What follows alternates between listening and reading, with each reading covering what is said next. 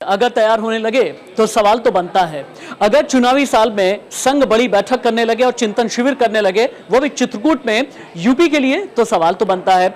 अगर 4 दिन पहले संघ प्रमुख मोहन भागवत कहें कि हिंदू और मुसलमान का डीएनए एक है, तो सवाल तो बनता है।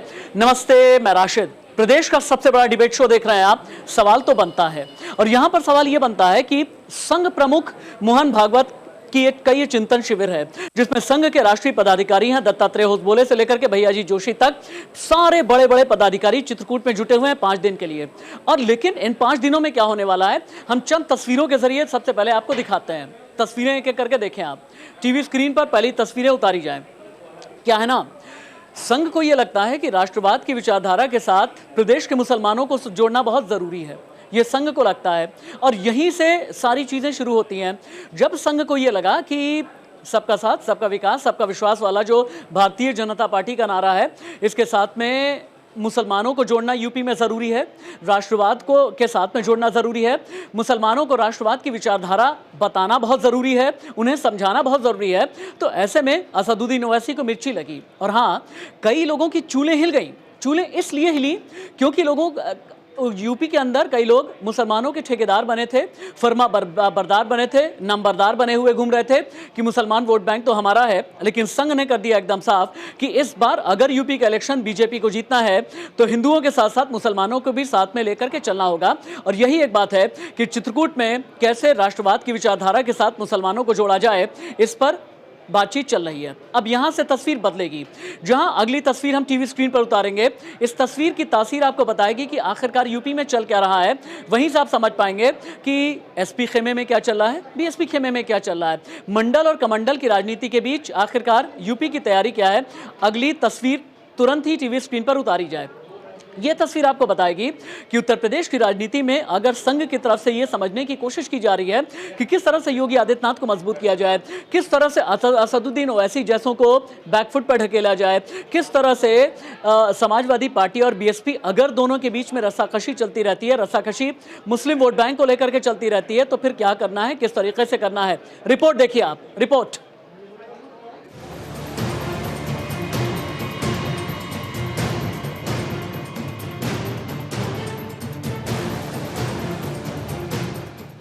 चित्रकूट में यूपी विजय का फॉर्मूला, संघ के शिविर का सबसे बड़ा मंथन, 2022 का मिशन, चित्रकूट में संघ चिंतन। यूपी के चित्रकूट में 5 दिवसीय चिंतन शिविर जारी है। तो क्या 5 दिनों में यूपी की सत्ता का पूरा प्लान तैयार हो जाएगा? इन्हीं सवालों के साथ विपक्षी पार्टियों में गहमा गहमी जारी है। लेकिन यूपी में मुसलमानों को संघ से जोड़ने की पूरी तैयारी है। चित्रकूट में चिंतन शिविर है। चिंतन के साथ चिंता यह है कि किस तरह से भारतीय जनता पार्टी के साथ मुसलमानों को जोड़ा जाए, क्योंकि धर्म के ठेकेदार यूपी में कई हैं और अभी तो नए ठेकेदार बने हैं। नाम असदुद्दीन ओवैसी, जो सैयद सालार मसूद की दरगाह पर भी गए, मुसलमानों को लेकर बयान भी दिया और एमवाई के बाद एक नया समीकरण भी गढ़ दिया। हम क्या गुलाम है उनके? एक बात याद रखिए, उत्तर प्रदेश में एमवाई कॉम्बिनेशन नहीं चलेगा, A to Z अलायंस चलेगा बस, ये बात याद रखिए। अब समझिए कि संघ ये चिंतन शिविर क्यों कर रहा है। संघ को चिंता इस बात की है कि सबका साथ, सबका विकास और सबका विश्वास के नारे में किस तरह से यूपी में मुसलमानों को शामिल किया जाए, क्योंकि मुस्लिम वोट बैंक में सेंधमारी करने के लिए एसपी है, बीएसपी भी है और यूपी की जमीन पर उतरे नए खिलाड़ी ओवैसी भी हैं, जिन्होंने यूपी में आते ही ये साफ कर दिया कि हम रिंग मास्टर हैं और हमें कोई बहला नहीं सकता।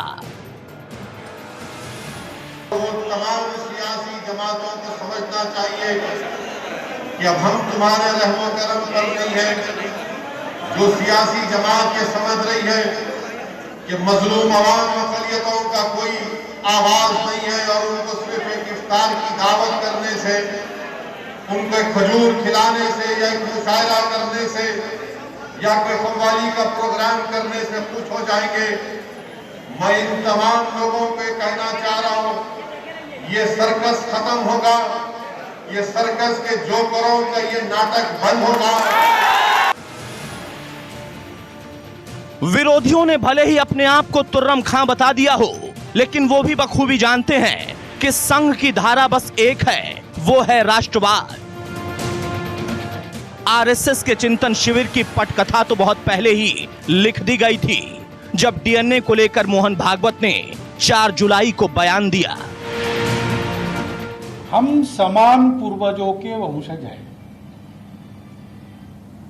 अब ये विज्ञान से भी सिद्ध हो चुका है। 40,000 साल पूर्व से हम भारत के सब लोगों का डीएनए, सब लोगों का निरपवाह डीएनए समान है। तो मोहन भागवत ने कहा कि हिंदू मुस्लिम का डीएनए एक है। सीधी सी बात यह है कि अब अगर पूरी तैयारी के साथ चुनावी मैदान में उतरना है तो मुसलमानों को भी साथ में रखना होगा। यह संघ ने साफ कर दिया है। और यही एक वजह है कि एसपी से बीएसपी और ओवैसी तक सभी छोटे बड़े दलों की चूलें हिल गई हैं। चूलें हिल गई धर्म के ठेकेदारों की, चूलें हिल गई जाति के नंबरदारों की, चूलें हिल गई नाकाम फर्माबरदारों की। Bureau report, India news.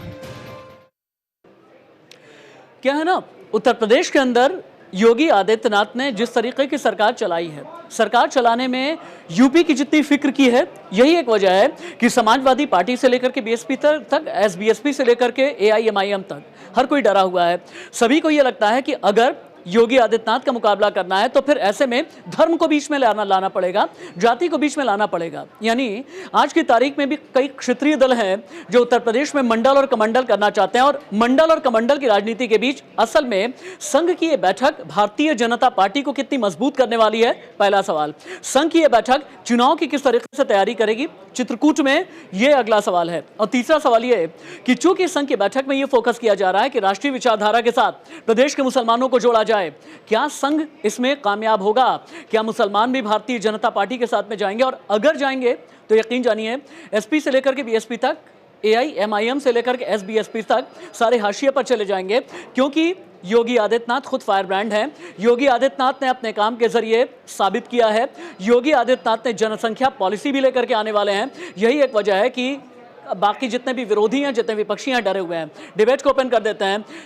RSS के प्लान चित्रकूट से भारतीय जनता पार्टी को कितना फायदा पहुंचने जा रहा है, इंट्रोड्यूस कर देता हूं जितने भी गेस्ट मेरे साथ में जुड़े हुए हैं। हाजी मेहरुद्दीन रंगरेज, आप एआईएमआईएम के समर्थक हैं। पवन कुमार, संघ विचारक हैं आप। राकेश त्रिपाठी, भारतीय जनता पार्टी के प्रवक्ता। कपिल श्रीवास्तव, समाजवादी पार्टी के प्रवक्ता मेरे साथ में हैं। पवन जी, मेरा पहला सवाल आपसे है, संघ को चुनावी साल में यह जरूरत क्यों आन पड़ी कि मुसलमानों को राष्ट्रवाद की विचारधारा के साथ यूपी के अंदर जोड़ा जाए? देखिए, इसमें गलत क्या है? अगर मुसलमानों को संघ अपने साथ जोड़ना चाहता है तो ये बड़ी अच्छी बात है। और संघ की तरफ से कभी भी ये विचार नहीं आया कि मुसलमान उनसे अलग रहें। मुसलमान अलग थलग रहते हैं, इसीलिए वो थोड़ा सा दूर हैं, लेकिन संघ के अंदर कभी कोई ऐसा विचार हमें नहीं बताया गया कि जिसमें मुसलमानों से दुराव रखने की बात है। तो इसलिए अगर ये विचार आया है और माननीय मोहन भागवत जी कह रहे हैं तो बहुत अच्छी बात है। और मुसलमानों को भी इसका खुले मन से स्वागत करके राष्ट्रवाद के रास्ते में चलते हुए संघ के साथ जुड़ना चाहिए।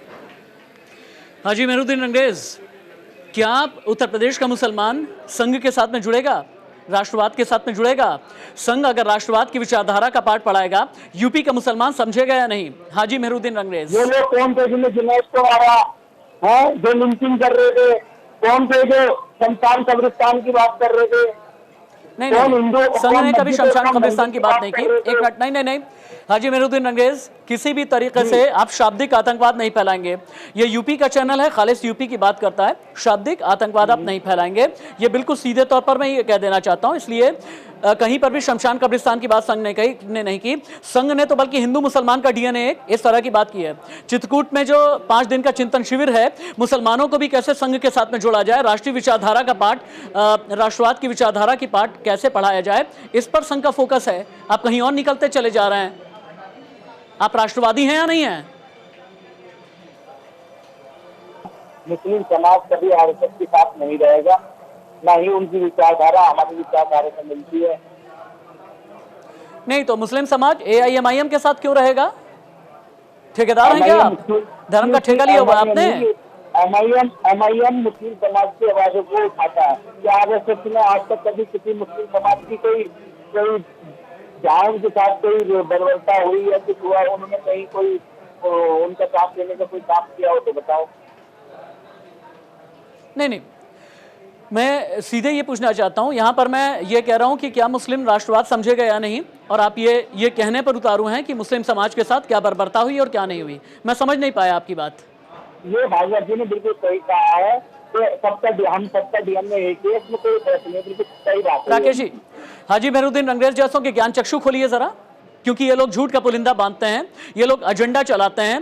इन्हें धर्म चाहिए यूपी में इलेक्शन लड़ने के लिए, इन्हें धर्म चाहिए हैदराबाद जीतने के लिए, इन्हें धर्म चाहिए पश्चिम बंगाल में राजनीति करने के लिए, इन्हें धर्म चाहिए बिहार में अपनी सियासी रोटियां सेकने के लिए। इनके ज्ञान चक्षु खोलिए राकेश जी। देखिए, इनकी घबराहट और तिलमिलाहट इसीलिए है, ये ज्ञान चक्षु खोल नहीं सकते। वास्तविकता में एक पुरानी कहावत है कि उस व्यक्ति को जगाया जा सकता है जो सो रहा हो, लेकिन अगर कोई सोने के बाद जागने का नाटक कर रहा हो, सोने का नाटक कर रहा हो, तो उसको जगाया नहीं जा सकता है। ये जानते हैं कि संघ कहीं इस प्रकार के कार्य नहीं करता है जैसे आरोप लगाते हैं। ये जानते हैं इस बारे में कि संघ पूरे समाज को एकजुट करने की बात करता है। ये संघ प्रमुख मोहन भागवत जी ने कोई पहली बार ये बात नहीं कही है, इसके पहले भी समय समय पर संघ बार बार ये बात कहता रहा है कि संघ के बारे में दूर से धारणा मत बनाइए, संघ के बारे में जानना है तो संघ की शाखा में आइए। संघ ने एक बड़ी ये अच्छी बात कही है, साम्यता ढूंढना बहुत कठिन होता है।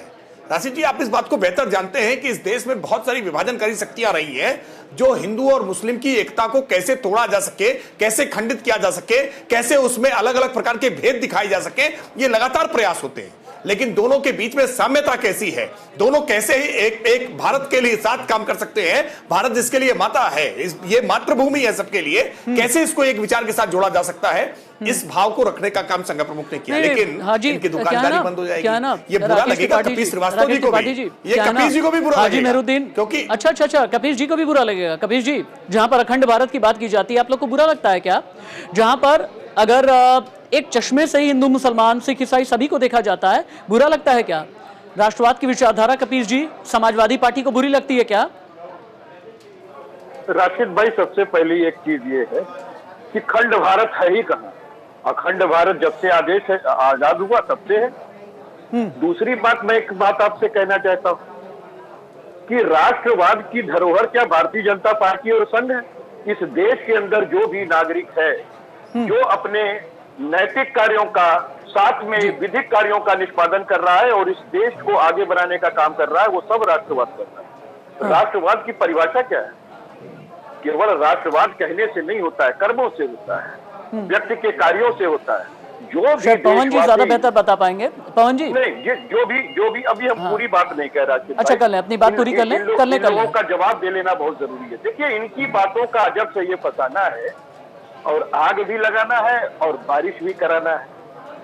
बहुत अच्छी बात संघ कह रही है। मैं तो मोहन भागवत साहब का 2 बार से मुरीद हूं। मैं इसलिए कह रहा हूं कि आज से जब ये 2019 के चुनाव आगामी आने वाले थे और 2018 की बात है, उस समय भी इन्होंने यही बात कही थी और उसके बाद आज फिर उन्होंने यही बात कही। लेकिन चक्कर ये है कि हेडगांवकर साहब की जो पुस्तक है उसमें जो रूपरेखा खींची हुई है वो भी ये पढ़ते हैं, कोई दिक्कत नहीं। मैं तो ये कह रहा हूँ कि इन्होंने बहुत स्वागत योग्य बात कही कि पूरे कौन जी 2 चीजें हैं, ठीक है।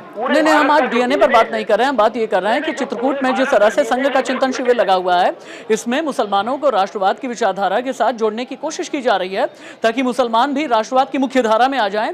पवन जी, राष्ट्रवाद की परिभाषा क्या है? संघ को क्यों लगता है कि मुसलमान को राष्ट्रवाद की परिभाषा याद दिलाने की जरूरत है? और साथ ही कपिल जी को जवाब जरूर दीजिए, क्योंकि कपिल जी का यह कहना है कि आप लोगों का एक अजीब सा फसाना है, आग भी लगानी है और साथ ही साथ पानी भी बरसा ही देना है। जवाब दीजिए कपीस जी का। देखिए, कपीस जी ने जो बात कही है वो दुराभाव से इनकी सोच है, क्योंकि इनका जो वोट बैंक है वो मुस्लिम है। मुस्लिम के वोट से इसकी सरकार बनती है, इसलिए ये इस राष्ट्रवाद में नहीं चाहते कि मुस्लिम आए। मुस्लिम अपने आप को एक वोट बैंक की तरह इस्तेमाल होने देना चाहते हैं, ये स्वीकार्य नहीं है।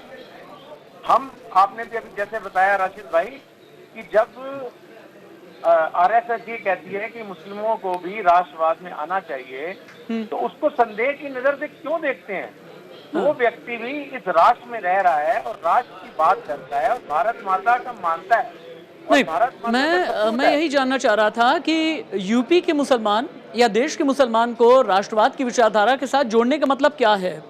क्या यूपी का मुसलमान जो है ये राष्ट्रवादी नहीं है? ये ज़रूरत आन पड़ी है संघ को कि उसे राष्ट्रवाद की विचारधारा के साथ में जोड़ा जाए, या फिर इसके पीछे की कहानी यानी पर्दे के पीछे की कहानी कुछ और भी है?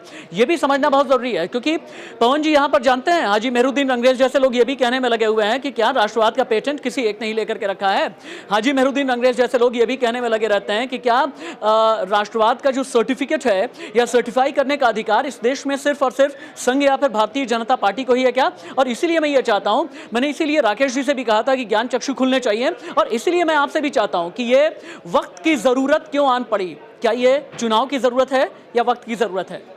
नहीं, ये वक्त की जरूरत है। चुनाव के साथ तो जोड़कर देखा जा रहा है, ये बड़ी संकीर्ण मानसिकता है।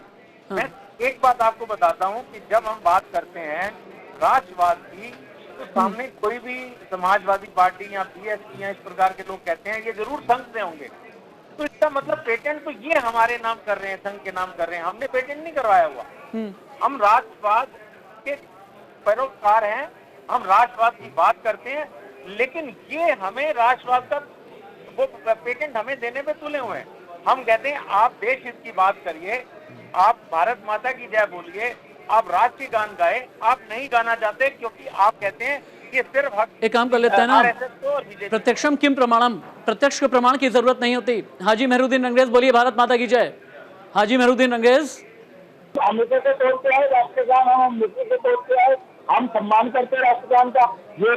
ये हमें हाजी मेहरुद्दीन अंग्रेज बोलिए भारत माता की जय। भारत माता की जय कहने में कोई दिक्कत है क्या? मुसलमानों को भारत माता की जय कहने में कोई दिक्कत है क्या? नहीं, कोई दिक्कत हो रही है क्या?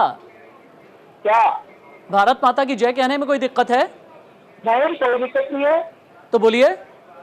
भारत माता की जय मैंने भी बोला तो अच्छा, ठीक है, आपने बोला, लेकिन साथ ही साथ आप जैसे मुसलमान जो होते हैं संकीर्ण राजनीति करते हैं, संकीर्ण सोच वाले होते हैं। आप जैसे मुसलमान जो होते हैं संकीर्ण सोच वाले होते हैं, और इसी संकीर्ण सोच की राजनीति की वजह से यूपी मंडल और कमंडल से निकल नहीं सका।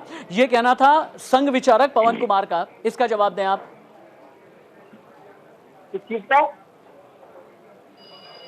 आप लोगों की संकीर्ण मानसिकता की वजह से यूपी मंडल कमंडल से निकला नहीं, क्योंकि आप लोगों को चाहिए धर्म। आप लोग कभी चाहते ही नहीं कि बिल्कुल मुख्य धारा में एक प्रदेश का मुसलमान भी आए, यानी वो भी राष्ट्रवाद की विचारधारा को समझे।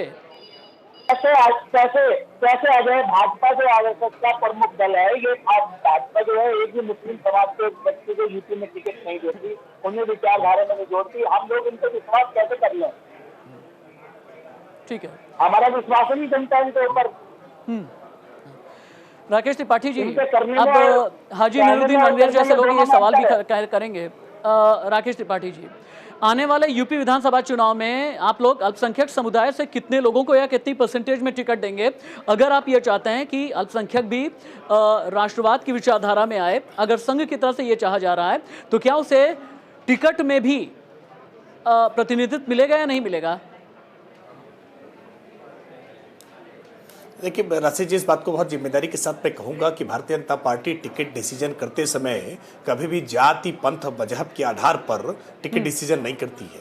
हम टिकट डिसीजन करते हैं उसकी विनेबिलिटी कितनी है, उसकी समाज में छवि किस प्रकार की है, उनका समाज में प्रभाव किस प्रकार से है, भारतीय जनता पार्टी के साथ उनका निष्ठा और उनका जुड़ाव किस प्रकार से है। अलग अलग पैरामीटर्स के आधार पर टिकट का डिसीजन होता है, प्रत्याशी की योग्यता तय होती है। अगर कोई जिताऊ उम्मीदवार जो भारतीय जनता पार्टी के साथ निष्ठा रखता है, जिसकी समाज में अच्छी छवि और अच्छा प्रभाव होगा, तो निश्चित, और वो भारतीय जनता पार्टी से टिकट के लिए आवेदन करेगा, तो निश्चित तौर पर भारतीय जनता पार्टी विचार भी करेगी और टिकट भी देगी। देखिए, भारतीय जनता पार्टी ने तो बिना टिकट दिए ही सीधे डायरेक्ट एमएलसी बना रखा है। इस समय उत्तर प्रदेश की योगी आदित्यनाथ सरकार में उत्तर प्रदेश में एक एमएलसी भी है और मिनिस्टर भी बना रखा है। भारतीय जनता पार्टी का अपना एक पूरा अल्पसंख्यक मोर्चा है। भारतीय जनता पार्टी के पास एक series of Galaxy of leaders है मुस्लिम नेताओं की। इसलिए जो अफवाहें फैलाने वाले लोग हैं ना, ये किस दिन भारतीय जनता पार्टी दफ्तर आए, आकर के देखें कि भारतीय जनता पार्टी के साथ मुसलमान जुड़ा है नहीं। क्या है, ये कुछ लोग हैं जो लगातार अफवाहें फैलाने का काम करते हैं, बरगलाने का काम करते हैं, डराने का काम करते हैं, मुसलमानों को वोट बैंक मानने का काम करते हैं और उनको वोट बैंक बना के अपना बैंक बैलेंस बढ़ाने का काम करते हैं। लेकिन ये सारे वोट बैंक बैंकरप्सी के शिकार हो गए हैं, दिवालियेपन का शिकार हो गए हैं। अब कहीं किसी के पास वोट बैंक बचा नहीं है। पूरी तरह से इनका जो वोट बैंक का बैंक बैलेंस था वो पूरी तरह से खाली हो गया है। अब इस समय भारत में, उत्तर प्रदेश में जाति, पंथ, मजहब, इससे ऊपर उठ करके, क्षेत्रीयता के मुद्दों से ऊपर उठ करके लोग विकास के मुद्दों पर वोट कर रहे हैं। और जिस तरह से मैं इस बात को जिम्मेदारी के साथ कह सकता हूं कि आज उत्तर प्रदेश में अलग अलग मोर्चों पे, चाहे वो ऊर्जा के क्षेत्र में हो, शिक्षा के क्षेत्र में हो, कृषि के क्षेत्र में हो, जिस तरह से आज उत्तर प्रदेश की योगी आदित्यनाथ सरकार ने काम किया है, प्रधानमंत्री आवास देने हो, चाहे शौचालय योजना के तहत शौचालय देने हो, चाहे उज्ज्वला योजना के तहत गैस के कनेक्शन देने हो, चाहे प्रधानमंत्री फसल बीमा योजना के तहत किसानों का फसल बीमा करना हो, गन्ना किसानों का मूल्य भुगतान करना हो, गेहूं का क्रय करना हो, धान का क्रय करना हो, नौजवानों को रोजगार देने का मसला हो, 4 लाख सरकारी नौकरियां हो या 6 लाख आउटसोर्सिंग और कॉन्ट्रैक्ट की नौकरियां हो या 1.5 करोड़ रोजगार जो एमएसएमई सेक्टर में हमने दिया है, उत्तर प्रदेश में निवेश बढ़ाने का मसला हो, आज उत्तर प्रदेश का ईज ऑफ डूइंग बिजनेस में पूरे देश में दूसरे स्थान तक पहुंचना हो, उत्तर प्रदेश में सड़कों का संजाल बनाना हो, उत्तर प्रदेश में एक्सप्रेसवे का एक विस्तार खड़ा करना हो। आज उत्तर प्रदेश को जिस तरह से एक प्रगति के मार्ग पर योगी आदित्यनाथ जी आगे लेकर के गए हैं, हर समाज के लोग, हर जाति बिरादरी के लोग, हर आय वर्ग के लोग भारतीय जनता पार्टी के साथ जुड़े हैं। और जिस तरह से 3 तलाक के मसले पर प्रधानमंत्री नरेंद्र मोदी जी ने पहल की है, आज बड़ी संख्या में मुस्लिम बहनें जब अपनी बात कहनी शुरू की तो कपिल श्रीवास्तव बहुत धीरे धीरे मुस्कुरा रहे थे, तंज वाले स्टाइल में मुस्कुरा रहे थे, अपना हाथ भी उठा रहे हैं। कपिल जी आप बीच में आ सकते हैं, लेकिन आपको लगता नहीं राष्ट्रीय स्वयंसेवक संघ ने जिस तरह से अपना गियर शिफ्ट किया है, गियर शिफ्ट करके टॉप गियर में आ गया है, और आप लोग राष्ट्रीय स्वयंसेवक संघ को लेकर के जिस तरह से डर की राजनीति फैलाने की कोशिश करते थे, ये कहते थे कि ये तो गोडसे वाला आरएसएस है, आप ये कहते थे ये वो आरएसएस है जो गांधी को नहीं मानता है, लेकिन संघ ने एकदम क्लियर कर दिया है हिंदू मुसलमान का डीएनए एक है, मुसलमान को भी राष्ट्रवाद की विचारधारा में लेकर के आया जाएगा। चित्रकूट में ये चिंतन शिविर चल रहा है, मंथन चल रहा है, और यही एक वजह है कि आप लोग में हलचल बहुत ज्यादा है। आप लोग को यह लगता था कि नहीं हमारा ही वोट बैंक है मुसलमान, आप लोग को यह लगता था कि अल्पसंख्यक सिर्फ हमारे ही साथ में जाएगा, अल्पसंख्यकों को सिर्फ और सिर्फ 80 के दशक का अंत याद रहेगा, उसे 90 के दशक की शुरुआत याद रहेगी। लेकिन आज की तारीख में अल्पसंख्यक बहुत आगे चला गया है, उसे चाहिए बिजली, सड़क, पानी, उसे चाहिए रोटी, कपड़ा, मकान। राशिद भाई, मैं पवन जी का भी जवाब देना चाहूंगा, मैं राकेश त्रिपाठी जी का जो भारी भरकम 4 मिनट का समय आपने दिया था वो भी लेना चाहूंगा, और साथ में आपने बहुत बड़ा प्रश्न लगाया हुआ है उसका भी मैं उत्तर दूंगा। थोड़ा हमें समय दीजिएगा क्योंकि मैं क्रम के अनुसार दूंगा। देखिए, मैं एक चीज कहना चाहता हूं पवन जी से कि राष्ट्रवाद, मां भारती के जितने नागरिक हैं ये सबका अपना क्षेत्राधिकार है और सब मानते हैं कि ये राष्ट्रवाद सभी करते हैं। सिर्फ वो राष्ट्रवाद नहीं करते जो आतंकवाद करते हैं, जो अपराध में लिप्त हैं, जो नक्सलवाद में लिप्त हैं। ये केवल हैं जो मां भारती के छाती पे छुरा भोगते हैं। ये राष्ट्रवाद नहीं करते। बाकी राशिद भाई भी करते हैं, मैं भी करता हूं, और यहां पर बैठे हर व्यक्ति कर रहा है। मैं दूसरी क्या पूछना चाहता हूं कि जो पठानकोट हमले की जांच अपने आईएसआई एजेंसी से कराई थी नरेंद्र मोदी जी की सरकार ने, और उसके बाद जब आपने कहा कि पाकिस्तान से कि हम भी करेंगे, तो उसने कह दिया कि आप जो हैं नहीं कर सकते क्योंकि हम संप्रभु राष्ट्र हैं। तो भारत संविधान के हिसाब से संप्रभु राष्ट्र है, तो मोदी जी ने आईएसआई एजेंसी को ला करके यहाँ पर जो पठानकोट एयरबेस के अंदर घुसा दिया नक्शा बनवाने के लिए, ये राष्ट्रवाद था कि नहीं था? मैं दूसरी चीज पूछना चाहता हूँ कि पुलवामा अटैक हुआ जिसमें एक कार पकड़ी गई जिसने ब्लास्ट कराया था, उसका आज तक कोई भी पता नहीं जारी है। कहाँ है इनकी रिपोर्ट, कहाँ है 161, कहाँ है आरोप पत्र? ये राष्ट्रवाद था कि नहीं था? दूसरी चीज मैं पूछना चाहता हूँ कि जो 9,000 इन्होंने मुकदमे, मैं यूपी की बात करूंगा, मैं अपनी डिबेट को संघ यूपी का नहीं है रशीद भाई, मेरी बात को आप आने दें। संघ यूपी का नहीं है, भारतीय जनता पार्टी पूरे देश की है और राष्ट्रवाद भी खाली उत्तर प्रदेश का नहीं पूरे देश का है। तो मैं करूंगा। जब बात यूपी की होगी मैं पुलवामा पर जाने नहीं दूंगा, जब बात यूपी की होगी मैं कश्मीर पर जाने नहीं दूंगा, जब बात यूपी की होगी मैं ISI और पाकिस्तान पर जाने नहीं दूंगा, क्योंकि मैं सिर्फ और सिर्फ यूपी की डिबेट करता हूं, यूपी के 24 करोड़ लोगों के लिए डिबेट करता हूं और इसीलिए मैं पवन जी से भी तीखे सवाल करूंगा। आप लोग जाइए, मैं पवन जी से भी तीखे सवाल करूंगा, सुन लीजिए आप। पवन जी, अब आपसे कुछ सवाल ऐसे हैं जो वाकई में शूल सरीखे चुभेंगे। अब मैं आपको बताता हूं।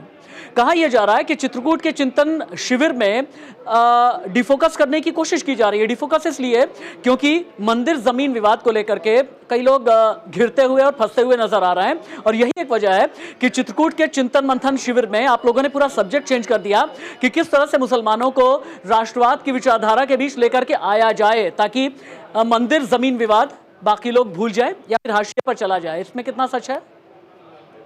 इसमें बिल्कुल भी सच नहीं है।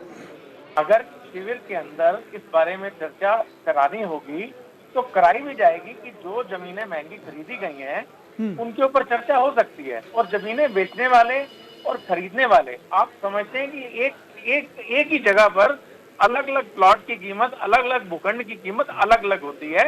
अगर कोई चीजें महंगी खरीदी गई हैं और जमीन महंगी खरीदने वाला राष्ट्रवादी है या नहीं? देखिए, मैं इस मामले में इस चर्चा में नहीं जाऊंगा कि राष्ट्रवादी है या नहीं है। मैं इस बात से, कपीश जी की बात से सहमत हूं कि हर भारतीय राष्ट्रवादी है, मुस्लिम भी राष्ट्रवादी हैं और उनको जोड़ने का जो प्रयत्न हो रहा है वो इसीलिए हो रहा है कि जब लेकिन जानते हैं राष्ट्रवाद की असली विचारधारा की बात जब प्रधानमंत्री नरेंद्र मोदी करते हैं तो हाजी मेहरुद्दीन रंगरेज जैसों को समझ में नहीं आता है। हाजी मेहरुद्दीन रंगरेज के सामने अगर ये कह दिया जाए ना, हाजी मेहरुद्दीन रंगरेज को टीवी स्क्रीन पर लेकर के आया जाए, सभी को टीवी स्क्रीन पर लेकर के आए, हाजी मेहरुद्दीन रंगरेज अगर देश के प्रधानमंत्री ये कहते हैं कि एक हाथ में कुरान और एक हाथ में लैपटॉप होना चाहिए मुसलमानों के, तो आप लोग को मिर्ची क्यों लगती है? अगर प्रधानमंत्री की तरफ से ये कहा जाता है कि देश के मुसलमान को मुख्य धारा में आना चाहिए तो फिर आप लोगों की चूलें क्यों हिलती हैं? अगर यूपी के सीएम योगी आदित्यनाथ ये कहते हैं कि हमारे लिए तो हर कोई एक है, सबका साथ, सबका विकास, सबका विश्वास, तो आप लोगों को मिर्ची क्यों लगती है? आपको अपनी दुकानदारी चलानी है, आपको अपनी ठेकेदारी चलानी है, आप लोगों को यह चाहिए कि आपकी दुकान खुली रहे और यही एक वजह है कि ये कहेंगे मुसलमान तो पीड़ित है, आप ये कहेंगे इस्लाम तो खतरे में है, आप तो ये कहेंगे उसकी टोपी खतरे में है, आप कहेंगे कि मॉब लिंचिंग हो रही है, अखलाक की हो तो आपको नजर आती है, आकाश की हो तो आपको नजर नहीं आती। हाजी मेहरुद्दीन रंगरेज, अरे हमें सबकी नजर आती है, गलत कोई भी गलत नहीं आती ना हाजी मेहरुद्दीन रंगरेज नहीं आती। उसके खिलाफ सख्त से कार्रवाई होनी चाहिए, मगर जो लिंचिंग करते हैं उन्हें बीजेपी के मंत्री उन्हें सम्मान देते हैं। ये कहाँ की राजनीति है? ये कहाँ का सबका साथ? नहीं, कम से कम आप जैसी राजनीति तो नहीं करते ना। असदुद्दीन ओवैसी से लेकर के अकबरुद्दीन ओवैसी तक किस तरह जहर उगला करते हैं और किस तरह से कानून को विधाता बताते हैं, यह भी कोई भूल नहीं सकता है। अकबरुद्दीन ओवैसी मुल्क में रह करके, मुल्क की रोटी खा करके किस तरह से जहर उगलते हैं। आपके पार्टी सुप्रीमो के भाई की बात कर रहा हूं, फिर कहां है? उनका केस चल रहा है, जो बार बार एक बात को, अगर कोई भी गलत बात कहेगा देश के हित के लिए तो उसके खिलाफ देश में कानून है, वो कानून काम करेगा। आपको क्या चाहिए, सत्ता या बेहतर प्रदेश? हाजी, सत्ता या बेहतर प्रदेश? आपकी आवाज नहीं आ रही, दोबारा से बोल दीजिए। मैंने ये कहा कि आपके लिए ज्यादा इंपॉर्टेंट क्या है, सत्ता या बेहतर प्रदेश? नहीं, हमारे लिए तो देश सबसे पहले है, बाद में सत्ता है। नहीं, क्या है ना, जो यूपी वाले लोग होते हैं ना, बहुत ही ज़्यादा सेंसिबल होते हैं, बहुत संवेदनशील होते हैं और बहुत समझदार होते हैं। यहाँ पर आकर के अगर आपके नेता ये कहेंगे ना कि हम सर्कस में नाचने के लिए नहीं आए हैं, अगर आपके नेता आकर के ये कहने लगेंगे ना कि पहले सरकार तो बन जाए उसके बाद बताएंगे कि दूल्हे राजा कौन है, तो फिर खारिज कर दिए जाएंगे। याद रखिएगा आप, राजनीति कैसी चलती है। राकेश त्रिपाठी बताएंगे आपको। राकेश जी बीच में आ सकते हैं आप, राकेश जी बीच में आ सकते हैं, आईना दिखाइए। हाजी मेहरुद्दीन रंगरेज को आइना दिखाइए, शो हिम द मिरर, आईना दिखाइए। राकेश जी बीच में आइए। देखिए, all India Muslim Ittehadul Muslimeen जो AIMIM है ना, AIMIM मुस्लिम लीग का वर्तमान राजनीतिक संस्करण है और इसीलिए AIMIM से राष्ट्रवाद की, राष्ट्रीय विचारों की बात करना बहुत बेईमानी है। भारत तेरे टुकड़े होंगे, इंशाअल्लाह के नारों के समर्थन में खड़े हो जाने वाले राहुल गांधी जी और उनके बाद में पक्षधारिता करने वाले अखिलेश यादव जी से भी बड़ी बेईमानी हो जाती है कि ये राष्ट्रीय विचारों के जो विरुद्ध बात करने वाले हैं उनके विरुद्ध साथ खड़े होंगे या उनके विरुद्ध खड़े होंगे।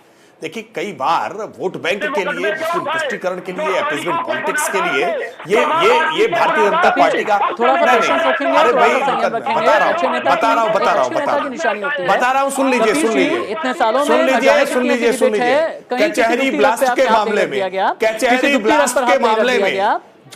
ब्लास्ट के मामले में जिन अपराधियों को कचहरी ब्लास्ट के मामले में जिन आतंकवादियों को सजा हो गई, उन आतंकवादियों को छोड़ने का प्रस्ताव अखिलेश यादव जी ने सत्ता रहते हुए किया था और इस अपराध के लिए उत्तर प्रदेश की जनता उनको वर्षों वर्ष तक माफ नहीं करेगी। ठीक है, आप आतंकवादियों को इसलिए केवल छोड़ने के लिए पैरवी करने लगते हैं क्योंकि कचहरी ब्लास्ट के आरोपियों को छुड़ाने के लिए अखिलेश यादव ने आवाज बुलंद की थी। इसका मतलब यह है कि राष्ट्रद्रोही हैं क्या आपके नेता? कपिल जी की आवाज ऊंची की जाए। कपिल जी पीसीआर टीम, कपिल जी की आवाज ठीक की जाए। मैं सुन रहा हूं, बताएं। हाँ, आपसे सवाल यह है कि भारत तेरे टुकड़े कहने वाले लोगों के साथ में अखिलेश यादव खड़े हुए नजर आते हैं, ये राकेश त्रिपाठी का इल्जाम है, जवाब दें। भारत तेरे टुकड़े होंगे के साथ अखिलेश यादव नहीं, भारतीय जनता पार्टी खड़े हुए नजर आती है। जिसको आतंकवादियों की पार्टी कहती है उसके साथ 3.5 साल बैठ करके सत्ता की मलाई चाटती है। उस समय जो 70 नहीं दिखाई देता, उस समय कॉमन नागरिक संहिता नहीं दिखाई देती। जब 9000 पत्थरबाजों पर से जो हमारे सैनिकों को लहूलुहान किए और सैनिकों के वादी थे और उन्होंने क्या किया, समान नागरिक संहिता भी लाएंगे, परेशान मत होइए। इन्होंने मुकदमे उठाए हैं। ये कौन सा राष्ट्रवाद है? ये किस तरीके की सेना के साथ इन्होंने काम किया था? जिन सैनिकों को पत्थरबाजों कपिल जी, जब भी मैं यूपी की बात करूंगा ना, पुलवामा अगर जाएंगे तो मैं आपको रोक दूंगा, अगर आईएसआई की आप बात करेंगे मैं आपको रोक दूंगा, पाकिस्तान की आप बात करेंगे तो मैं रोक दूंगा। नहीं, यहाँ भारत पाकिस्तान मत कीजिए, यहाँ भारत पाकिस्तान मत कीजिए। कहते हैं कि जहां पर विचारों का दिवालियापन आ जाता है वहां पर यूपी की बात करते हुए आप चले जाते हैं पाकिस्तान। जहां पर विचार नहीं रह जाते हैं, जहां पर अपनी बात फैक्ट के जरिए आप नहीं रख पाते, वहां पर आप निकल जाते हैं, पाकिस्तान। राकेश जी जवाब दीजिए। राकेश जी की भी आवाज ऊपर रहनी चाहिए और कपिल जी की भी, दोनों की आवाज ऊपर की जाए। राकेश जी जवाब दें। कपिल जी पाकिस्तान को याद कर रहे हैं। देखिए कपिल जी स्वयं अधिवक्ता है, कपिल जी स्वयं अधिवक्ता है और एक अधिवक्ता के नाते मेरा सवाल है उनसे, मेरा सवाल है, समाजवादी पार्टी की विचारधारा को 1 मिनट के लिए जरा किनारे रखिए और याद करके देखिए कि अधिवक्ता के नाते अधिवक्ताओं की कचहरी पर, लोकतंत्र में न्याय के मंदिर पर जो हमला करने वाले आतंकवादी थे, उन आतंकवादियों को छोड़ने की जब पैरवी, उन आतंकवादियों को जब छोड़ने की बात अखिलेश यादव जी की सरकार ने की, उसका बाकायदा प्रस्ताव किया, वो तो भला हो न्यायपालिका का जिसने आतंकवादियों के छोड़ने के मनसा पर कुठाराघात कर दिया और उन आतंकवादियों को सजा सुनाई, लेकिन कपिल जी क्या करें, मजबूरी है, पार्टी के नेता है। हालांकि कपिल जी आपसे सवाल ये बनता है, कपिल जी यहाँ भारत पाकिस्तान का कोई युद्ध नहीं छिड़ा हुआ है। एक बार राकेश जी को पूरी तरह से सुन ले, वरना मुझे बीच में आना पड़ेगा। अपराधियों के साथ खड़े होने से नहीं, देखिए अपराधियों के साथ या आतंकवादियों के साथ खड़े होने से भारत का मुसलमान खुश नहीं होता है। मैं इस बात को बहुत जिम्मेदारी के साथ कह रहा हूं कि उत्तर प्रदेश में अतीक अहमद या मुख्तार अंसारी मुसलमानों के नेता नहीं है, मुसलमानों के आइकॉन नहीं है, ये अपराधी हैं तो अपराधियों के ही आइकॉन हैं। लेकिन दुर्भाग्य यह है कि समाजवादी पार्टी सरीखे पार्टियां अतीक अहमद और मुख्तार अंसारी का केवल इसलिए बचाव करती हैं क्योंकि ये मुसलमान है। कपिल जी बड़ा अफसोस होता है, लोहिया को मानते हैं ना आप लोग, वो लोहिया जो ये कहा करते थे कि जिंदा कौमें कभी 5 साल इंतजार नहीं करती हैं, उस लोहिया को आप लोग मानते हैं जिस लोहिया ने एक ऐसे समाजवाद का नारा दिया और गढ़ा जहां पर वाकई में राष्ट्र भी था, जहां पर राष्ट्र धर्म भी था और जहां पर धर्म की बात नहीं होती थी। वो लोहिया जिन्होंने उचित प्रतिनिधित्व की तो बात की लेकिन कभी समाज को बांटने की बात नहीं की। और हाँ, आपके समाजवाद में तो यही कहा जाता था ना कपिल जी, समाजवाद बबुआ धीरे धीरे आई, हाथी से आई, घोड़ा से आई, अंग्रेजी बाजा बजाई, समाजवाद बबुआ धीरे धीरे आई। ये कौन सा समाजवाद है जहां पर एक एक अगर आतंकी एक आरोपी है तो उसका भी समर्थन करने पर आ जाएंगे। आप लोग एक काम कर लेते हैं, अब बीच में हम लोग संघ विचारक पवन कुमार के पास में चलते हैं। नहीं, बहुत देर से पवन जी इंतजार कर रहे हैं। ठीक है, बहुत देर से पवन जी इंतजार कर रहे हैं।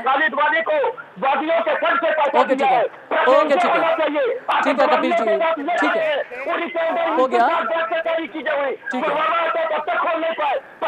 संघ विचारक पवन जी को बीच में लेकर के आते हैं। पवन जी, अब ये बताइए, मुसलमान को राष्ट्रवाद से जोड़ने की और एकजुट करने के लिए चित्रकूट का मंथन शिविर चल रहा है, क्या तरीका होगा राष्ट्रवाद की विचारधारा उसे समझाने के लिए? तरीका क्या होगा? मुसलमान को साथ में कैसे लिया जाएगा? मुसलमान को किस पॉकेट के लिहाज से लिया जाएगा? बूथ के लिहाज से लिया जाएगा? राष्ट्रीय मुस्लिम मंच के जरिए लिया जाएगा या कोई और तरीका संघ अपनाएगा? क्या संघ की शाखा में भी मुसलमानों को बुलाएंगे आप? संघ की शाखा में बुला करके तब आप राष्ट्रवाद की विचारधारा उसे समझाएंगे? देखिए, संघ की शाखा में आने के लिए किसी को इनविटेशन की जरूरत नहीं होती। अगर कोई भी संघ की शाखा में आएगा तो वो संघ के बारे में समझेगा, संघ का गुणगान करेगा, क्योंकि संघ की शाखा के अंदर राष्ट्रवाद ही सिखाया जाता है, किसी से दुश्मनी या किसी से बैर नहीं दिखाया जाता। मैं एक बात तो ये कहना चाहता हूँ, कबीर जी, ऊंचा बोलने से आपकी आवाज किसी को नहीं सुनाई दे रही, उल्टा आपकी आवाज दब रही है। अब रही बात किस प्रकार से किया जाएगा, राष्ट्रीय मुस्लिम संघ की तरफ से किया जाएगा या किसी और तरीके से किया जाएगा, ये सारे विचार ये मंथन के बाद ही निकल के आएंगे कि जो उच्च नेतृत्व है वो इस बारे में क्या निर्णय लेता है। इसके बारे में मैं कमेंट करने के लिए बहुत छोटा कार्यकर्ता हूँ संघ का, इसलिए इसका थोड़ा इंतजार करना पड़ेगा कि वो उसमें मंथन में क्या निकल के आता है। हाजी मेहरुद्दीन अंग्रेज, अगर संघ बुलाएगा जाएंगे? संघ की शाखा में जाएंगे या नहीं जाएंगे आप? ये तो संघ की शाखा में आ जाएंगे, लेकिन समाजवादी पार्टी या दूसरे दल, हाजी मेहरुद्दीन अंग्रेज, संघ की शाखा में जाएंगे? हाजी मेहरुद्दीन अंग्रेज, संघ की शाखा में जाएंगे या नहीं? हम तो मंदिर में भी जाते हैं, हम तो मस्जिद में भी जाते हैं, हम तो गुरुद्वारे में भी जाते हैं। नहीं, मंदिर मस्जिद गुरुद्वारा जाइए, संघ की शाखा में जाएंगे या नहीं? संघ की शाखा में जाएंगे या नहीं? हाजी मेहरुद्दीन, संघ की शाखा में जाएंगे या नहीं? हाँ या ना? हाँ जाएंगे, अगर ये बुलाएंगे तो जाएंगे, बोल के दिया कितनी बार कहूँ मैं। पवन जी, चलिए ठीक है, कम से कम संघ की शाखा में जा करके मुझे ऐसा लगता है कि मानसिक शुद्धिकरण तो ही जाएगा इनका। पवन जी, बिल्कुल। हाँ, और मैं ये कहता हूँ कि संघ की शाखा में मुस्लिम वर्ग अगर आना चाहेगा भी तो समाजवादी पार्टी या AIAUM या दूसरे जितने भी दल हैं जो अपने आप को कहते हैं कि हमारा दल बिल्कुल लोकतांत्रिक है, बिल्कुल धर्मनिरपेक्ष है, वो उनको रोकेंगे, वो रोकते हैं।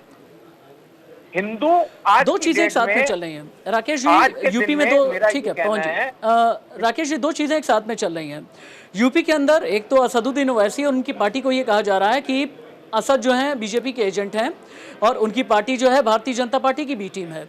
संघ वहीं पर मुसलमानों को लेकर के बहुत सॉफ्ट है। वो संघ जहां से ये आवाज निकल करके आई, हिंदू मुसलमान का DNA एक है, जहां पर चित्रकूट के चिंतन शिविर में ये कहा जा रहा है कि अब राष्ट्रवाद की विचारधारा एक मुसलमान को बताई जाएगी, उसे समझाई जाएगी। क्या ये माना जाए कि ये जो दो पैराडाइम शिफ्ट है, इसके पीछे वाकई में पर्दे के पीछे कुछ चल रहा है क्या? नहीं, देखिए रसिक जी, संघ कभी भी कट्टर नहीं रहा है। संघ हिंदुओं के एकत्रीकरण की बात करता है और हिंदू कभी भी कट्टर नहीं होता है। माता भूमि पुत्रो अहम पृथ्व्याः, जो भी इस धरती को अपनी माता मानता है वो सब इसके पुत्र हैं और सारे पुत्र आपस में भाई हैं, सहोदर हैं, एक साथ रहते हैं, उसमें कहीं किसी प्रकार की कोई समस्या नहीं है। जननी जन्मभूमिश्च स्वर्गादपि गरीयसी, जननी जो जन्मभूमि है वो माँ से बढ़कर के है। हम इस सिद्धांत को मानने वाले हैं और जो लोग भी इस सिद्धांत को मानते हो, वो किसी भी मत के हों, किसी भी मजहब के हों, किसी भी संप्रदाय के हों, जो भी इस मत को मानते हैं, इस विचार को मानते हैं, वो सब एक एक साथ रह सकते हैं। लेकिन चूंकि लंबे समय तक अफवाहें, भ्रम फैलाया गया है संघ को लेकर के भी, भारतीय जनता पार्टी को भी लेकर के भी, इसीलिए बार बार संघ को इस बात को स्पष्ट करना पड़ता है कि संघ की शाखा को आकर के देखिए, राष्ट्रीय विचारों के हम संवाहक हैं। भारत माता को आगे बढ़ाने के लिए भारत कैसे पूरे विश्व में ग्लोबल लीडर बने, कैसे सबसे आगे नेतृत्व करे, जगत गुरु की जो एक स्थान पहले भारत का रहा है वो पुनः स्थापित करे। भारत के लिए इस तरह का विचार करने वाले सारे लोग एक साथ एकजुट होकर के भारत के उत्थान के लिए कार्य करें, भारत के लिए विचार करें। लेकिन कुछ लोगों को इसमें बार बार साजिश, षड्यंत्र करने की आदत सी बनी हुई है। कैसे लोग एक ना होने पाए, कैसे हम इसको राजनीतिक आधार पर सत्ता प्राप्ति के लिए गोलबंदियां करें, अलग अलग तरह के गुट खड़े करें, ये प्रयास लगातार होते रहे और इसी प्रयासों के कारण इस देश का विभाजन हुआ है, मजहब के आधार पर इस देश का विभाजन हुआ। लेकिन भारत का अगर विचार इस प्रकार का होता तो शायद उस समय आबादी ट्रांसफर की बात मानी जाती, लेकिन भारत ने कभी भी इस तरह के विचार को नहीं माना। भारत ने एपीजे अब्दुल कलाम को भारत का राष्ट्रपति बनाते समय बड़े गौरव की अनुभूति की है। भारत में वीर अब्दुल हमीद के नाम पर कभी किसी न हिंदू को न किसी अन्य मत मानने वाले, किसी मजहब मानने वाले व्यक्ति को कोई समस्या हुई है। भारत में जो भी राष्ट्रीय विचारों के साथ चलता है, भारत भूमि के बारे में सकारात्मक विचार करने वाला होता है, उसके साथ किसी तरह की आपत्ति नहीं है। हाँ, लेकिन अगर भारत तेरे टुकड़े होंगे इंशाअल्लाह के नारे भारत में रहकर के कोई लगाए, भारत में बम विस्फोट करने वालों के पक्ष में कोई खड़ा हो जाए, भारत के संदर्भ में किसी प्रकार की कोई अपमानजनक टिप्पणी करे, भारत के मैच हारने पर और पाकिस्तान के मैच जीतने पर अगर कोई ताली बजाए तो निश्चित तौर पर आपत्ति होगी, मन दुखी होगा और ऐसे लोगों को कटघरे में जरूर खड़ा किया जाएगा, ऐसे लोगों पर सवाल जरूर उठाए जाएंगे। राकेश जी, डिप्लोमेटिक मत रहिए, विभाजनकारी कौन है बताइए? नहीं, विभाजनकारी स्पष्ट है, उनकी लाइनें स्पष्ट है। मैंने पहले ही कहा कि AIMIM तो मुस्लिम लीग का नया राजनीतिक रूपांतरण है। ये वही मुस्लिम लीग है जिस मुस्लिम लीग ने भारत का विभाजन कराया था, ये उसी का नया राजनीतिक अवतार है, नया राजनीतिक स्वरूप है। और इनके साथ अलग अलग पार्टियां खड़ी होती हुई दिखाई पड़ती हैं। हमने देखा है कि कांग्रेस पार्टी ने किस तरह से कहा, चूंकि इस पैनल में कांग्रेस पार्टी का कोई व्यक्ति साथ में नहीं है, इसलिए मैं इस बात को बार बार कहने से परहेज कर रहा था कि पीठ पीछे कही गई बात का कोई मोल नहीं होता है। लेकिन आपके चैनल से देख रहे दर्शक इस बात को जानते हैं कि देश के संसाधनों पर अल्पसंख्यकों का पहला हक है। ये कहकर के किस तरह से मुस्लिम तुष्टीकरण कांग्रेस पार्टी करती रही है। बाटला हाउस एनकाउंटर में किस तरह से अपराधियों के मारे जाने के बाद सोनिया गांधी जी के आंसू नहीं रुक रहे हैं, सलमान किस तरह से आवाज सबने सुनी है, किस तरह से समाजवादी पार्टी किस तरह से आतंकियों के पक्ष में खड़ी हो जाती है। आजम खान जब इस प्रकार के बयान देते हैं, भारत माता को डायन कहते हैं, तब उस तरह के बयानों के बाद भी आजम खान को अपनी पार्टी में रखती है और न केवल रखती है बल्कि महिमा मंडित करने का काम करती है। तो सवाल जरूर खड़े होते हैं। ये सारे राजनीतिक दल जिन्होंने मुस्लिम को वोट बैंक बना करके उनको पिछड़ने के लिए मजबूर किया है, उनको दुर्दशा में जाने के लिए मजबूर किया है, उनकी आर्थिक परिस्थितियां हो, सामाजिक परिस्थितियां हो, शैक्षणिक परिस्थितियां हो, उसको पीछे ढकेलने का काम जिन लोगों ने किया है, उन लोगों को आज कम से कम माफी मांगनी चाहिए। और संघ जिस प्रकार की पहल कर रहा है, भारतीय जनता पार्टी जो सबका साथ, सबका विकास और सबका विश्वास जो नारा दे रही है, जिसको केवल नारे के रूप में नहीं बल्कि कार्यक्रमों में, योजनाओं में और नीतियों में लागू करके दिखा रही है। आप लोगों ने मुसलमानों को आगे आने नहीं दिया, क्या माफी मांगेंगे? राकेश त्रिपाठी का यह कहना है कि आप लोगों को माफी मांगने की जरूरत है क्योंकि आप लोगों ने मुसलमान को सिर्फ और सिर्फ वोट बैंक की तरीके से इस्तेमाल किया है। कपीर जी, बात है, हम लोगों ने मुसलमानों को एंगल से देखा ही नहीं, इन्होंने देखा है देश को धर्म और जाति के एंगल से। अगर उत्तर प्रदेश की आप पदाधिकारियों की लिस्ट उठा लें तो हर आदमी के नाम के पीछे जो है उसकी जाति लिखी थी, उसका धर्म लिखा हुआ था। तो जाति और धर्म की राजनीति तो ये करते हैं, ये तो उसके पोषक है। और ओवैसी जी तो साबित है कि एक जाति विशेष को पूरी एक लिस्ट में ही, अगर यूपी पुलिस की हम उस जमाने में नहीं करते थे, जाति विशेष वाले आते थे। भारतीय जनता पार्टी और मंत्री से लेकर के संतरी तक एक जाति विशेष वाले, दरोगा से लेकर के SP SSP कलेक्टर तक एक जाति विशेष वाले, क्या आज नहीं है? DM से लेकर के SP तक एक जाति विशेष वाले। वो भूल गए क्या? अजय सिंह बिष्ट के लोग नहीं बैठे, क्षत्रिय समाज के लोग ज्यादातर नहीं है। ये बहुत सीधी सी बात है, जो मैं कह रहा हूं वो साबित कर सकता हूं। उसकी लिस्ट खंगाल के आप देख लीजिए, आपको हर महकमे में, आपको हर जगह पे क्षत्रियवाद दिखाई देगा। और इन्होंने तो अपराधीकरण में भी क्षत्रियवाद कर दिया। और मैं तो ये पूछता हूं, योगी आदित्यनाथ जी पे तो खुद ही 302-307 का केस है। किसके हाथ में देश है? डिप्टी मुख्यमंत्री के ऊपर संज्ञेय धारा है, 152 विधायक इनके हैं, संज्ञेय धारा है। ये बताइए क्या अराजक लोग क्या चला रहे हैं इस प्रदेश को?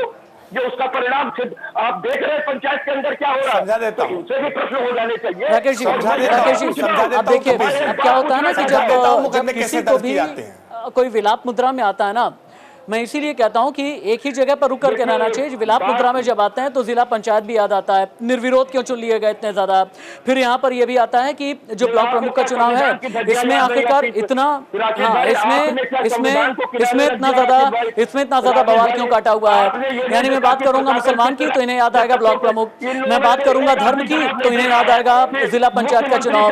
मैं ये कहूंगा कि भाई राष्ट्रवाद को लेकर के आपकी परिभाषा क्या है, तो ये कहते हैं कि भाई देखिए क्षत्रियों का भी अपराधीकरण यहाँ पर कर दिया गया है। जवाब दें राकेश जी, उसके बाद पवन जी आपके पास आ रहा हूं मैं। हाजी मेहरुद्दीन अंग्रेज, डिबेट चल रही है, अगर बेहतर होगा कि आप डिबेट में ही रहें। मैं बता देता हूँ। हाजी मेहरुद्दीन अंग्रेज, डिबेट का एक डेकोरम होता है, डिबेट में रहें। हाँ, राकेश त्रिपाठी जी। कपीस जी की पीड़ा ये है, कपीस जी की पीड़ा ये है कि इनके नेता विरासत की सियासत के नतीजे हैं। नहीं, कपीस जी सुन लीजिए, आपके नेता अखिलेश यादव जी विरासत की सियासत के परिणाम हैं और इसलिए उनके ऊपर कोई मुकदमा नहीं लिखा, क्योंकि देश के रक्षा मंत्री के पुत्र थे, उत्तर प्रदेश के पूर्व मुख्यमंत्री के पुत्र थे, कभी सड़क पर उतरे नहीं। उत्तर प्रदेश के यशस्वी मुख्यमंत्री योगी आदित्यनाथ जी अपनी मेहनत के आधार पर जनता के विषयों को लेकर सड़क पर उतरते रहे और आपकी बर्बर सरकार ने अत्याचार करते हुए उनको जेल भेजने का काम किया था। लेकिन आप जानते हैं कि जैसे आपने उनके ऊपर मुकदमे लिखे, जब आपने उनको जेल भेजने का प्रयास किया तब उनकी लोकप्रियता को चार लगे हैं और उनकी लोकप्रियता आगे बढ़ी और आज वो उत्तर प्रदेश के यशस्वी मुख्यमंत्री के तौर पर काम कर रहे हैं। लेकिन सुन लीजिए, अरे भाई कपीस जी, आप मेहनत चाहे जितनी करिए, अरे चाहे जितनी मेहनत करिए, क्या मैं ये मान लूं कि यूपी में जब तक सियासत है तब तक जाती रहेगी? पवन जी चाहे जितनी अच्छी डिबेट कर लें, ठीक है राकेश, कपीस श्रीवास्तव जी चाहे जितनी अच्छी डिबेट कर लें, चाहे जितनी मेहनत कर लें, समाजवादी पार्टी के अध्यक्ष पद पर कभी निर्वाचित नहीं हो सकते हैं। राकेश तिवारी जी, आप भी नहीं निर्वाचित हो सकते। पवन जी, यहाँ तो कर लिया गया, यहाँ तो मोदी जी तो हो सकता हूँ। मुझे समझ में नहीं आता कि यूपी में 24 करोड़ यूपी वालों की जरूरत किसी को क्यों नहीं है? जेपी नड्डा जी, किसी को हिंदू की जरूरत है, किसी को मुसलमान की जरूरत है, किसी को कोयरी की जरूरत है, किसी की जरूरत है, किसी को कुर्मी की जरूरत है, किसी को नूनिया की जरूरत है, तो किसी को मल्लाह की जरूरत है, किसी को ओबीसी की जरूरत है, किसी को जाटव की जरूरत है, किसी को गैर जाटव दलित की जरूरत है, किसी को गैर यादव ओबीसी की जरूरत है। यूपी के 24 करोड़ की जरूरत किसी को क्यों नहीं है? पवन जी, सब चुप हो जाएंगे, पवन जी बोलेंगे। जी देखिए, जो एक बात इन्होंने कही है कि राजनाथ सिंह जी का बेटा क्या है, मान लिया उनका बेटा राजनीति में है लेकिन अपने दम पर है, लेकिन क्या राजनाथ सिंह जी की बहू भी राजनीति में है? राजनाथ सिंह जी का भाई भी राजनीति में है? राजनाथ सिंह जी के सारे परिवार में सारे राजनीति में है? अरे ये विरासत की राजनीति में है, शायद आपको जानकारी नहीं है पवन जी, ये विरासत की राजनीति होती है। अरे ये हो रही है और आप चिल्लाइए नहीं, गला खराब हो जाएगा। पानी क्यों? आप क्या नहीं है, कल्याण सिंह के पुत्र और पौत्र नहीं है, आप दे देंगे, इनकार कर देंगे क्या? लेकिन एक समय पर सारे सत्ता में तो नहीं है ना आपकी तरह। अरे सारे सत्ता का सुख ले रहे हैं। अमित शाह जी के पुत्र मैंने आपसे पहले भी लेकिन आपका राष्ट्रीय अध्यक्ष पद आरक्षित है, राष्ट्रीय अध्यक्ष पद आरक्षित है सैफी कुर्मे के लिए। अमित शाह के पुत्र कैसे बन गए, ये आपको बताना पड़ेगा। अरे भाई कपीस जी, इस बात को का जवाब दीजिए। राष्ट्रीय अध्यक्ष पद आरक्षित है सफाई कुंभे के लिए, कितनी भी मेहनत कर लें राष्ट्रीय अध्यक्ष अपनी पार्टी में नहीं बन सकते। हमारे यहाँ बता दीजिए अगला राष्ट्रीय अध्यक्ष कौन होगा? आप जवाब दीजिए, आप बता दीजिए भारतीय जनता पार्टी का अगला राष्ट्रीय अध्यक्ष कौन होगा? भारतीय जनता पार्टी का अगला राष्ट्रीय अध्यक्ष। कपिल जी, आप आदर्शों की बात कर रहे हैं, कपिल जी आप आदर्शों की बात कर रहे हैं। क्रोनी कैपिटलिज्म किसने किया, यानी चहेतों का पूंजीवाद किसने किया यूपी में? समाजवादी पार्टी ने। परिवारवाद किसने किया यूपी में? समाजवादी पार्टी ने। जातिवाद किसने किया यूपी में? समाजवादी पार्टी ने। कार सेवकों पर जुल्म यूपी में किसने किया? समाजवादी पार्टी ने। कपिल जी समझिए, सोशल फैब्रिक को आप लोगों ने तोड़ा है, इस बात से इनकार मत कीजिए। सामाजिक ताने बाने को आप लोगों ने तोड़ा है। आज की तारीख में अगर कार सेवक नाम आता है और कार सेवक के साथ में अगर कोई जख्म याद आता है ना, तो फिर आपके नेता के मुख्यमंत्री रहते हुए जो जुल्म किया गया था वो जख्म याद आता है। और यही एक वजह है कि हाँ, वाकई में राष्ट्रवाद का पाठ आप लोगों को पढ़ाना बहुत जरूरी है। मानसिक शुद्धिकरण करना बहुत जरूरी है। मानसिक शुद्धिकरण, पवन जी, मानसिक शुद्धिकरण को लेकर के क्या अलग अलग कोई मॉड्यूल है या नहीं है? कि पहले मॉड्यूल में ये शुद्धिकरण करेंगे, सेकंड मॉड्यूल में इनका शुद्धिकरण करेंगे, थर्ड मॉड्यूल में इस तरीके का शुद्धिकरण करेंगे, फोर्थ मॉड्यूल में जो टुकड़े टुकड़े गैंग वाले हैं उनका शुद्धिकरण करेंगे। पवन जी, देखिए, संघ तो सिर्फ कोशिश करेगा शुद्धिकरण की, बाकी तो इनके अंदर से आवाज आनी चाहिए कि हमें शुद्धिकरण करना है। मानसिक अशुद्धि कौन है? मानसिक अशुद्धि किन किन में है पवन जी? मानसिक अशुद्धि उस लोगों में है जो टुकड़े टुकड़े गैंग वाले लोग हैं, जो पुरस्कार वापसी वाले गैंग लोग हैं, जो मुस्लिम को एक वोट बैंक की तरह समझते हैं, जो ये नहीं समझते कि मुस्लिम भी एक इंसान है। हमारे मुस्लिम भाइयों को मोदी जी ने 3 तलाक से अगर निजात दिलवाई है बहनों को, तो इनको तकलीफ है, इनको इसी बात की तकलीफ है कि ये सब क्यों हो रहा है। उसी वजह से ये चाहते हैं कि वो वोट बैंक बंद के बने रहें, कि जैसे एक इशारा करें तो वो सारा का सारा वोट। हाजी मेहरुद्दीन अंग्रेज को अगर आप ये कहेंगे ना कि आपका राष्ट्रवाद जो है उसमें मुसलमान पुरुष और महिलाएं दोनों सेम हैं, तो शायद इन्हें बर्दाश्त नहीं होगा। अगर आप ये कहेंगे ना कि ट्रिपल तलाक से निजात दिलाई है, ट्रिपल तलाक के नाम पर न जाने कितने मौलानाओं की दुकान चल रही थी, हाजी मेहरुद्दीन अंग्रेज को बुरा लग जाएगा। पवन जी, आपने दुखती रग पर हाथ रख दिया, लेकिन अभी के लिए पवन जी आपका, राकेश त्रिपाठी जी, कपीस जी और हाजी मेहरुद्दीन अंग्रेज, बहुत बहुत शुक्रिया आपका हमारे साथ इस डिबेट में रहने के लिए। अंत में इतना ही हम कहना चाहेंगे कि हमने सवाल उठाया क्यों? हमने सवाल इसलिए उठाया क्योंकि हमें यूपी की फिक्र है। हमने सवाल इसलिए उठाया कि यूपी का सामाजिक ताना बाना कोई तोड़ नहीं पाएगा, इसकी गारंटी होनी चाहिए। और इसकी गारंटी देने वाले एक मुख्यमंत्री ने अगर काम किया है, योगी आदित्यनाथ ने अगर काम किया है, तो फिर उनके काम को धर्म के नज़रिए से देखना, धर्म के चश्मे में रखना, ये ठीक नहीं है, बिल्कुल भी मुनासिब नहीं है। धर्म की राजनीति करने वाले अपने आप को सेक्युलर कह जाते हैं।